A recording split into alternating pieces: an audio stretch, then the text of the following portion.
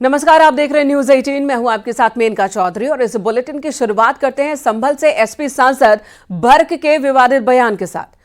बर्क ने सैयद सालार मसूद गाजी को सूफी संत बताया।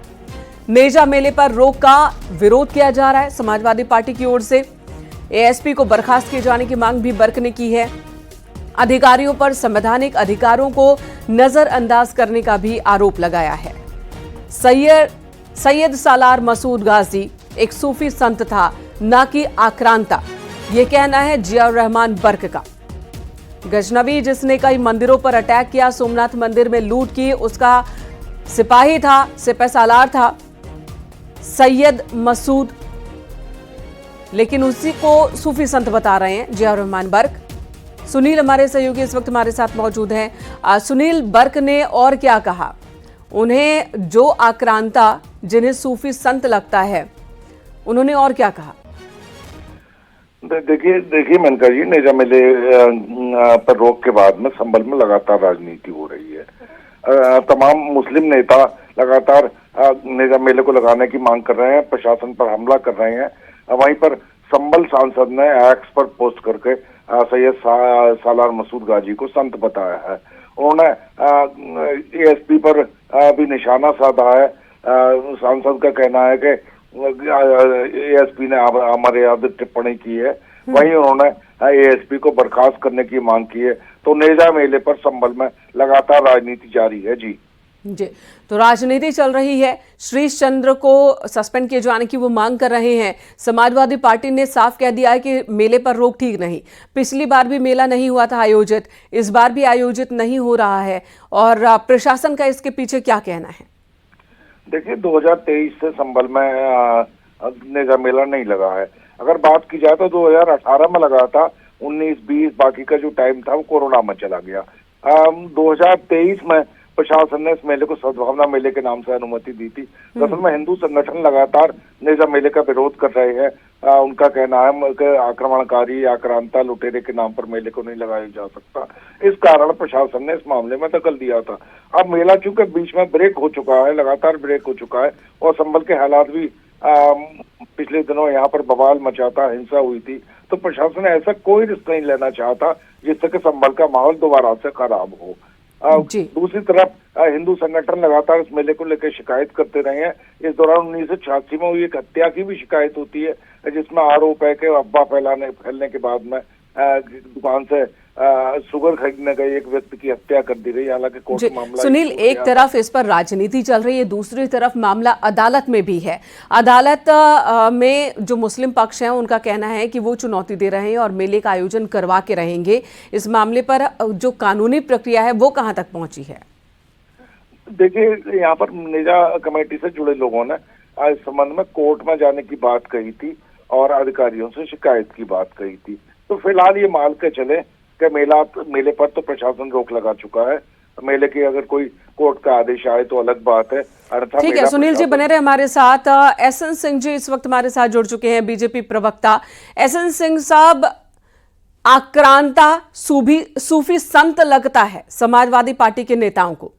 जियाउर रहमान कह रहे हैं सैयद सालार मसूद सूफी संत था, न कि आक्रांता। समाजवादी पार्टी भी आक्रांता के रूप में हो गई है। इस समय समाजवादी पार्टी का जो व्यवहार है वो भारत के प्रति उदारवादी नहीं, भारत के साथ नहीं है, हमेशा विदेशी आक्रांताओं के साथ है। उनसे पूछिए कि जो सारा वो था कौन, वो गाजी था कौन, भारत का उससे क्या रिश्ता था? एक लुटेरा जो भारत को लूटने आया, भारत की आबरू को लूटा, भारत की संस्कृति को लूटा, भारत की मंदिरों को लूटा, भारत की बहनों को लूटा। ऐसे आक्रांता के साथ अगर समाजवादी पार्टी के लोग जाके खड़े हो जा रहे हैं तो ये क्या माना जाएगा कि आप भारत के दुश्मनों के साथ, हिंदुस्तान के दुश्मनों के साथ, जो हिंदुस्तान के आबरू का दुश्मन है, जो हिंदुस्तान के मंदिरों का दुश्मन है, जो हिंदुस्तान की संस्कृति का दुश्मन है, ऐसे दुश्मन के साथ आप खड़े होने का कार्य करते हैं। और क्यों कार्य करते हैं? क्योंकि पहले कुछ मुसलमान ऐसे होते थे, चाहे वो मुसलमान कितना भी किसी भी तरह का अपराधी हो, आतंकवादी हो, अगर उसके धर्म का है तो उसके साथ खड़ा हो जाता था। आज समाजवादी पार्टी ने एक रास्ता चुन लिया है कि मुस्लिम वोट की तुष्टीकरण के लिए, मुसलमानों को खुश करने के लिए, अगर मुस्लिम समाज का कोई व्यक्ति अलकायदा से भी उसका संबंध है तो उसको छोड़ने का कार्य करेगा। अपने सरकार में समाजवादी पार्टी ने तो कार्य दिखाया है, सिमी का समर्थन किया, 16 आतंकवादियों को छोड़ने का कार्य किया। समाजवादी पार्टी का यही चरित्र है, जिसके नाते समाजवादी पार्टी को संपूर्ण प्रदेश के लोगों ने छोड़ दिया।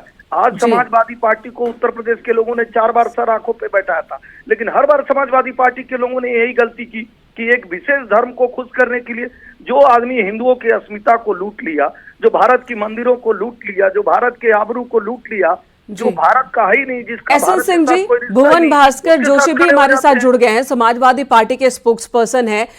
भुवन जी, बीजेपी साफ साफ कह रही है कि आप बस एक वर्ग को खुश करने के लिए आक्रांता को सूफी संत बता देते हैं, अगर अलकायदा से भी जुड़ा कोई शख्स हो तो उसके साथ भी खड़े हो जाएंगे, यह आरोप है। समाजवादी पार्टी इस विचारधारा पे चलती है कि जो समाज है, अगर कोई मुस्लिम समाज के लोग और मुस्लिम समाज के धर्मगुरु किसी को मानने का काम करते हैं तो ये उनका धार्मिक क्षेत्र है। हम लोग किसी के धार्मिक क्षेत्र में हस्तक्षेप नहीं करते और हम ये मानते हैं कि हिंदुओं के जो धर्मगुरु हैं वो हिंदुओं को राह दिखाने का काम करते हैं और मुस्लिम धर्मगुरु मुस्लिमों को राह दिखाने का काम करते हैं। हम लोग उसमें इंटरफियर करने वाले, किसी के दखलंदाजी करने वाले कौन लोग होते हैं? तो ये तो पता होगा कि कौन था सैयद सालार मसूद गाजी। मैं उसी विषय पे कह रहा हूँ। मैंने कहा अगर कोई समाज उनको मान रहा है, ये उनका विषय है। हम लोग जो यहाँ के देश के प्रदेश के जो बुनियादी मुद्दों पे है, समाजवादी पार्टी वहाँ खड़ी है। हम लोग खड़े हैं बेरोजगारी के खिलाफ, हम लोग खड़े हैं महंगाई के खिलाफ। ये धार्मिक विषयों पर समाजवादी पार्टी किसी के इंटरफेयर नहीं। तो समाजवादी पार्टी सांसद जियाउर रहमान बर्क के साथ नहीं खड़ी है? मैं ये कहना चाहता हूँ, वो एक मुस्लिम व्यक्ति हैं और मुस्लिम व्यक्ति की अपनी एक मान्यता है। हमारा ये मानना है कि वो अपनी मान्यता को मानने का उनको अधिकार है। मुस्लिम व्यक्ति होने के साथ साथ वो जनप्रतिनिधि हैं, वो सांसद हैं। मैं उसी विषय पे कह रहा हूँ। हमारा कहना है कि समाजवादी पार्टी किसी के धार्मिक मामलों में सवाल पूछ लीजिए। आपके माध्यम से प्रोफेसर साहब से एक सवाल पूछना चाहता हूँ। किसी की मान्यता पूछिए कि धार्मिक मान्यताएं सबकी होती हैं कि केवल मुस्लिम धर्म की होती है? धार्मिक मान्यताएं थी कि काशी में लोग पूजा करते थे, पूजा को प्रतिबंधित करने का कार्य कौन किया? धार्मिक मान्यताएं सबकी होती हैं। प्रोफेसर साहब से जरूर ये पूछिएगा कि जय श्री राम का नारा देने पे 10 लोगों को जेल में डालने का कार्य कौन किया? धार्मिक मान्यताएं सबकी होती हैं, लेकिन उस धार्मिक मान्यताओं को हिंदू धर्म का के होते हुए भी क्या तुष्टीकरण के लिए, खुश करने के लिए आज तक अयोध्या नहीं गए, भगवान राम का दर्शन नहीं किए? धार्मिक मान्यताएं सबकी होती हैं तो फिर तुम पर सवाल क्यों उठा रहे थे? धार्मिक मान्यताएं सबकी होती हैं तो सबसे बड़े हिंदू धर्म की जो पुस्तक है, एसएन सिंह जी, आपकी बात आ गई। कुल मिलाकर आप ये सवाल करना चाहते हैं भुवन जी से कि धार्मिक मान्यताएं क्या सिर्फ एक वर्ग की ही होती है? उस वर्ग के लोग जो कुछ भी कह दे वो सब मान्य है समाजवादी पार्टी? देखिए, हमारा ये मानना है, जो हमारे सिंह साहब कह रहे हैं, हमारा ये मानना है कि जो लोग 80-20 की बात करते हो, जो मुस्लिम लोगों की मंगलसूत्र छीनने की बात करते हो, इन लोगों के धर्मनिरपेक्षता समझ में नहीं आती। जिनको संविधान में धर्मनिरपेक्षता और समाजवाद सबसे नफरत रही हो, उन लोगों को क्या जवाब दिया जाए? मुस्लिम लोग मंगलसूत्र पहनते हैं कि मुस्लिम लोगों का मंगलसूत्र कोई छीना है? मंगलसूत्र हमारी सर्वप्रिय पुस्तक है, उसको राष्ट्रीय महासचिव समाजवादी पार्टी जलाते हैं, आप एक बार भी नहीं बोलते। साधु सन्यासियों को चिरंजीवी आदरणीय आपके राष्ट्रीय अध्यक्ष कहते हैं, आप उनको एक बार भी नहीं बोलते हैं। काशी के पूजा को आप प्रतिबंधित करते हैं, राम भक्तों पर आप गोली चलाते हैं, राम का दर्शन करने आप नहीं जाते हैं, और जो कांवड़ यात्रा है उस पर प्रतिबंध आप लगाते हैं और कहते हैं कि नहीं धार्मिक मान्यता। तो यही पूछा जा रहा है कि क्या भारत वर्ष में बहुसंख्यक धर्म की मान्यता है कि नहीं? भुवन, ठीक है भुवन जी, एक सवाल का जवाब दे दीजिए। समाजवादी पार्टी क्या सांसद जियाउर रहमान बर्क के साथ है, खड़ी है, और वो भी इस मेले को डिमांड कर रही है? देखिए, हमारा मतलब है कि धार्मिक धार्मिक मान्यताओं के खिलाफ समाजवादी पार्टी नहीं है। ये वहाँ के धर्मगुरुओं को, वहाँ के धार्मिक विचारधारा के लोगों को तय करना है। हम तो इस देश की बेरोजगारी, महंगाई और अशिक्षा, इसके खिलाफ लड़ाई लड़ने का काम कर रहे हैं। ठीक है, धन्यवाद आप दोनों का ही इस वक्त बात करने के लिए। तो संपल से समाजवादी पार्टी के सांसद जियाउर रहमान बर्क, जिन्होंने कहा कि सालार मसूद वो आक्रांता नहीं बल्कि सूफी संत था और उन्हीं की याद में मेला लगता है तो नेजा मेला लगना चाहिए, इस पर रोक लगाने का फैसला प्रशासन का सही नहीं है। उन्होंने एएसपी को हटाने की भी मांग की है और इस मुद्दे पर जाहिर सी बात है अभी आने वाले दिनों में सियासत और गरमाने वाली ही है। अगली खबर नोएडा से। साइबर ठगों ने 1 करोड़ 15 लाख की ठगी को अंजाम दिया। महिला ठग ने फाइनेंशियल एनालिस्ट बनकर शुरुआत में लगवाए 1 लाख रुपए, एक दिन में 15,000 रुपए का मुनाफा दिया। पीड़ित ने लोन लेकर लगा दिए 1.25 करोड़ रुपए। पीड़ित ने साइबर क्राइम थाने में अब एफआईआर दर्ज कराई है। साइबर क्राइम पुलिस मामले की जांच में जुटी है।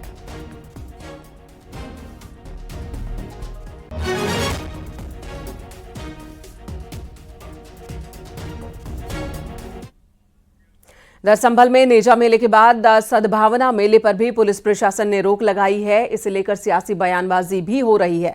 अखिलेश ने नेजा मेले की तुलना की है महाकुंभ मेले से, जिस पर बीजेपी ने अखिलेश पर तुष्टीकरण की सियासत का आरोप लगाया। इसी पर दिखाते हैं आपको ये रिपोर्ट।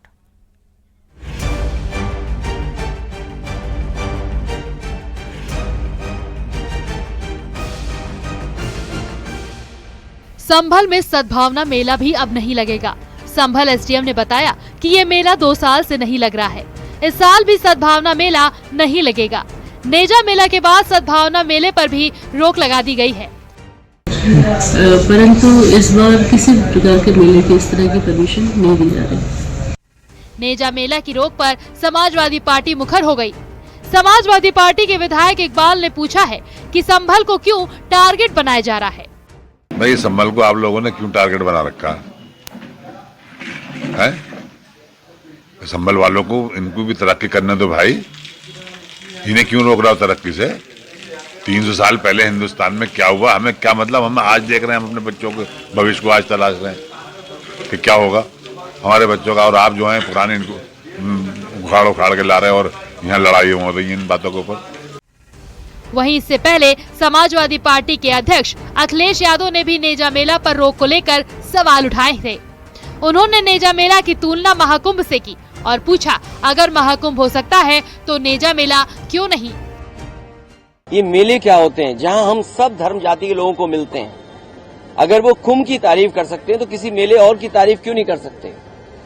तो ये जो संस्कृति है हमारी के मेले होते थे, कार्यक्रम होते थे, आयोजन होते थे, हिंदू मुस्लिम सिख ईसाई सब मिलकर के जो रहते थे, वो भारतीय जनता पार्टी को पसंद नहीं आ रहा। अखिलेश के बयान पर बीजेपी ने पलटवार किया है। दिनेश शर्मा ने कहा कि अखिलेश यादव ने पवित्र महाकुंभ की तुलना एक विदेशी हमलावर के नाम पर लगने वाले मेले से की है। ये महाराजा सुहेलदेव का अपमान है।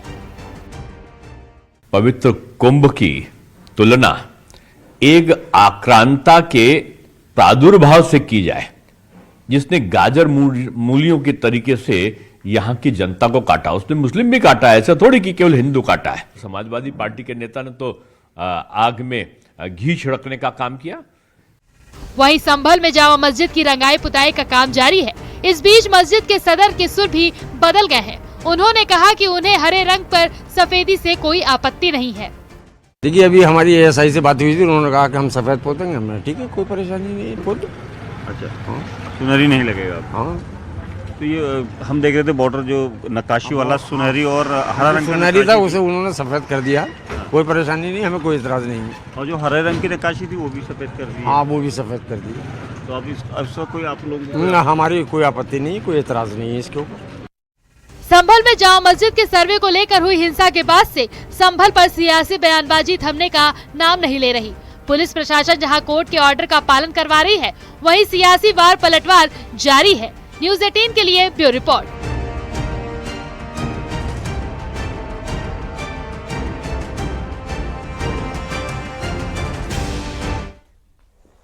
और संभल जामा मस्जिद में रंगाई पुताई के बाद लाइट्स भी लगा दी गई हैं। दरअसल हाईकोर्ट के आदेश के बाद यहां पर व्हाइट वॉश हुआ था और सजावट का काम भी आदेश के हिसाब से ही किया गया है।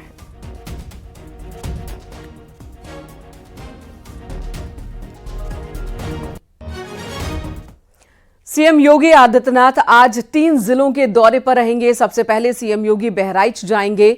बहराइच में 9 करोड़ की लागत से बने मिहीपुरवा में नई तहसील बिल्डिंग का उद्घाटन करेंगे। बहराइच के बाद सीएम योगी आदित्यनाथ गोंडा पहुंचेंगे। गोंडा में मुख्यमंत्री युवा उद्यमी योजना के लाभार्थियों को लोन बांटेंगे। साथ ही मुख्यमंत्री युवा योजना प्रदर्शनी का उद्घाटन भी करेंगे और इसके बाद मुख्यमंत्री बलरामपुर के लिए रवाना होंगे, जहां दोपहर 3:45 पर देवी पाटन मंदिर पहुंचेंगे और 1 महीने तक चलने वाले चैत्र नवरात्र मेले को लेकर समीक्षा बैठक करेंगे।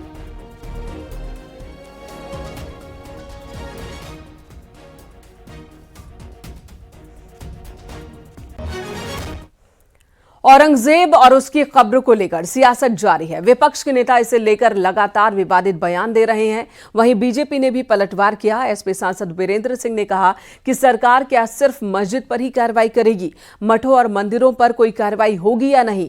मठ मंदिरों ने सरकारी जमीन कब्जाई है। बीजेपी नेता संगीत सोम ने भी विवादित बयान दिया। उनका कहना है कि औरंगजेब के नाम पर सड़कें बनाई गई, ऐसे में औरंगजेब की तरह राहुल गांधी और अखिलेश यादव भी देशद्रोही हैं। वहीं डिप्टी सीएम केशव प्रसाद मौर्य ने पलटवार किया और कहा कि मुगल आक्रांताओं का महिमा मंडन बर्दाश्त नहीं किया जाएगा।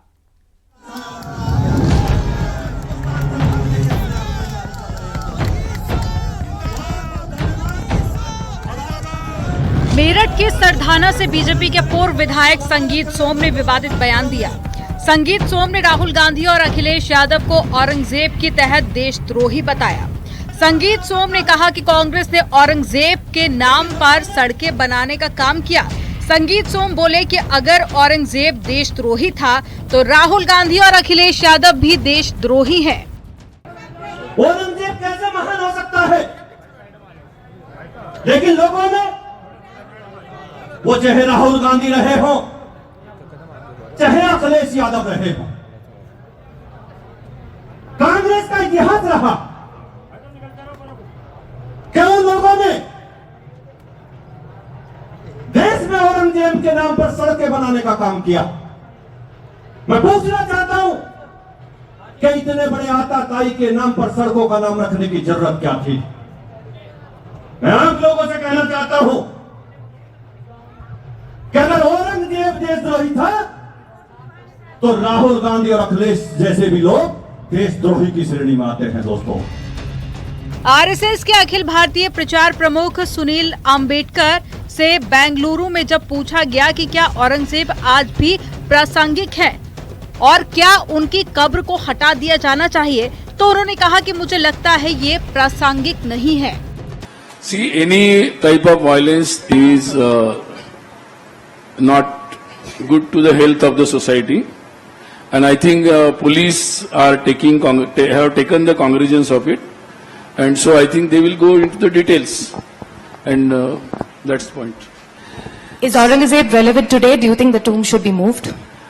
I think not relevant.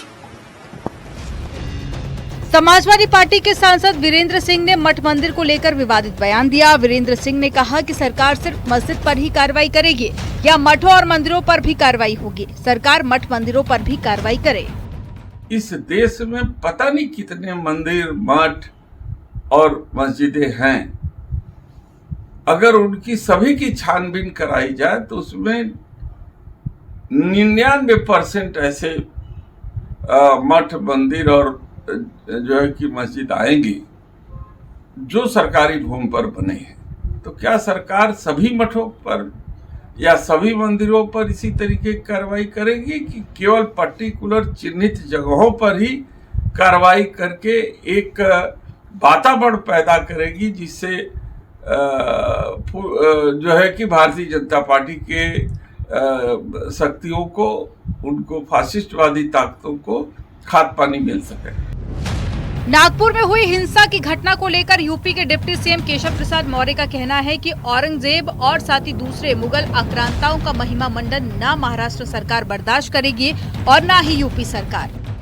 कोई औरंगजेब का महिमा मंडन करे, कोई मुगल आक्रमणकारियों का महिमा मंडन करे, वह न महाराष्ट्र बर्दाश्त करेगा, न उत्तर प्रदेश बर्दाश्त करेगा, न देश बर्दाश्त करेगा। और जो इस प्रकार की बातें करते हैं, मैं यह मानता हूं कि उसका उनको राजनीतिक दृष्टि से जो समर्थन करने वाले, जैसे समाजवादी पार्टी के विधायक अबू आजमी ने ही औरंगजेब को महान बताने का बात किया था, और एक तरफ अखिलेश यादव जी कह रहे हैं हम छत्रपति शिवाजी महाराज का सम्मान करते हैं। अगर सम्मान करते हैं तो ये बतावें कि उनके विधायक अबू आजमी अभी तक समाजवादी पार्टी में क्यों है। तो समाजवादी पार्टी तो तुष्टीकरण की घटिया और घिनौनी राजनीति करती है। महाकुंभ में सवाल उठाती है। तुष्टीकरण के कारण से उत्तर प्रदेश का बहुत नुकसान 2012 से 2017 में किया है इन लोगों ने। सुबह सपा के महासचिव अरविंद राजभर का कहना है कि विदेशी आक्रांताओं के नाम पर मेला नहीं लगाने देंगे। 10 जून को महाराजा सुहेलदेव की जयंती पर मेले का आयोजन होगा। पुरजोर विरोध करेगी। यह पहली बात कि मेला लगने नहीं दिया जाएगा। ये योगी जी की सरकार है। हम हमेशा अपनी संस्कृति और सभ्यता, अपनी परंपरा को निरंतर आगे बढ़ाने का हमने संकल्प लिया है, न कि ऐसे आक्रांताओं को जिसने लगभग 1000 साल पहले जो आकर के भारत देश में तबाही मचाया था, अब उसको हम बढ़ने नहीं देंगे। हम नहीं, हम तो एक पॉलिटिकल पर्सन, हम नहीं, यहाँ की जनता स्वतः चाहती है कि जिस आक्रांता ने इस देश को लूट करके बर्बाद कर दिया, उसके नाम पर कोई आयोजन नहीं होगा। आयोजन करके सरकार का पैसा वेस्ट नहीं करेंगे, जनता का टाइम वेस्ट नहीं होने देंगे। मुगल कालीन आक्रांताओं को लेकर सियासी बयानबाजी चरम पर है। एसपी और कांग्रेस के नेता जहां इसे लेकर सवाल उठा रहे हैं, तो वहीं बीजेपी ने भी करारा पलटवार किया। न्यूज़ 18 के लिए ब्यूरो रिपोर्ट। लेकिन लोगों ने वो चाहे राहुल गांधी रहे हो, चाहे अखिलेश। इधर लखनऊ के विभूति खंड इलाके में एक महिला ने बीच सड़क ड्रामा किया। वो बीच सड़क पर बैठकर 20 मिनट तक अजीबोगरीब हरकतें करती रही। महिला के सिर घुमाने और हाथ जोड़ने पर राहगीर हैरान हो गए। पुलिस को जब इसका पता चला तो महिला को सड़क किनारे से ले गई। पुलिस महिला की ऐसी हरकत करने की वजह की जांच में जुटी।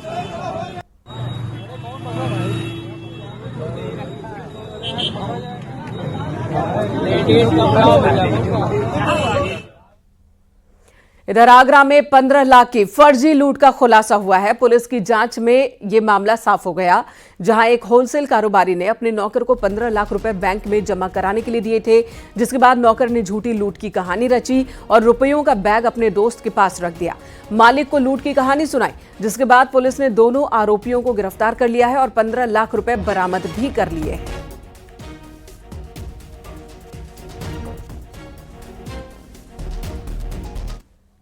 15 लाख रुपए अपने नौकर विशाल, जो ट्रांसजमना का रहने वाला है, उसे बैंक में जमा करने के लिए ये पैसे लिए। विशाल ने अपने दोस्त अभिषेक, निवासी ट्रांसजमना के साथ मिलकर रुपये विगबन करने की एक योजना बनाई और इसी योजना के तहत मारपाड़ा की गली में इसने अभिषेक को बुलाया और 15 लाख रुपए उसे दे दिए और अपने सिर पर चोट लगाकर लूट की घटना दिखाने की कोशिश की। वादी की तहरीर के आधार पर अभियोग पंजीकृत किया गया और अभियुक्त विशाल और अभिषेक को गिरफ्तार कर उनसे पूरे 15 लाख की बरामदगी की गई। इधर संत कबीरनगर में 7 साल की बच्ची सिक्के से खेलते खेलते उसे निगल गई। इसके बाद परिजन बच्ची की गंभीर स्थिति में उसे अस्पताल ले गए। डॉक्टर्स ने बच्ची के गले से सिक्का निकालकर उसकी जान बचाई। आपको बता दें, जिला अस्पताल में तैनात डॉक्टर संतोष त्रिपाठी ने रिकॉर्ड कायम करते हुए अब तक 10 बच्चों के गले से इसी तरह से सिक्के निकाले हैं, उनकी जान बचाई है। मेरे पास इमरजेंसी से कॉल आई, इसमें सिक्का फंसा हुआ है और एक्सरे उन्होंने मुझे व्हाट्सएप पे भेजी। फिर मैं आकर के मरीज को देखा, उसको एग्जामिन किया, उसको देखा और फिर मैंने देखा कि इसके क्रेकोफेरिंक्स में सिक्का आकर के फंसा हुआ है। फिर मैं इसको गायनी ओटी ले करके आया और वहाँ पे कुशल तरीके से इसको एनेस्थीसिया दे करके और उसको निकालने में कामयाबी मिली मुझे।